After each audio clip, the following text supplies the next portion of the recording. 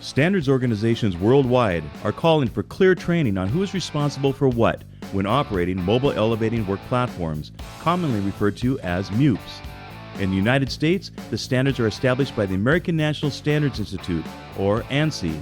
The recognized standard for mobile elevating work platforms is ANSI A92. ANSI A92 standards are enforced by the Occupational Safety and Health Administration, or OSHA. Per ANSI A92, the user must designate a qualified person to monitor, supervise, and evaluate operators on a regular basis to ensure their proficiency. Examples of situations when retraining would be necessary include, but are not limited to, expiration of the operator's valid training period as determined by the employer, deterioration of the operator's performance, the operator's extended period of time with no operation of a MEWP, the operator's introduction to new or significantly different MEWP technology, or the operator has been involved in an accident or near-miss incident with the MEWP.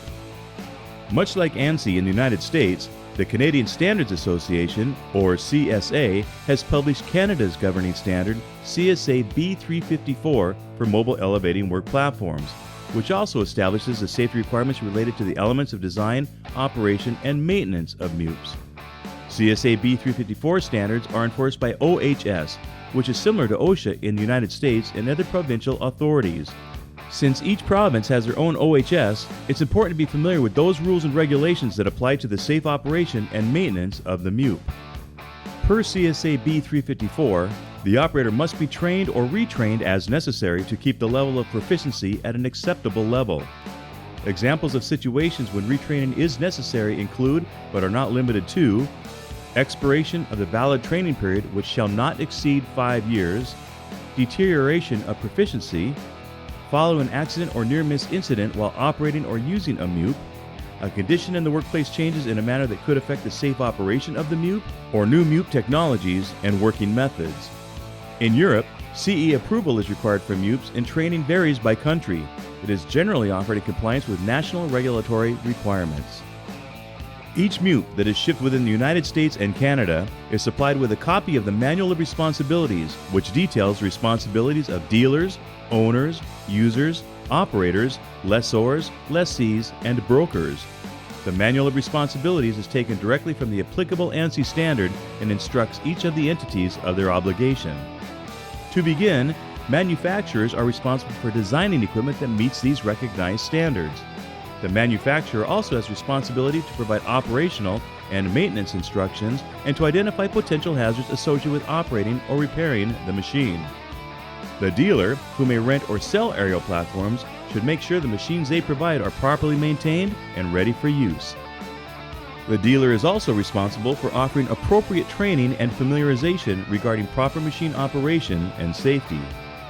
The owner of the aerial platform could be the dealer in a rental situation, or may have the responsibility of a user if they are directing operators to operate an aerial platform.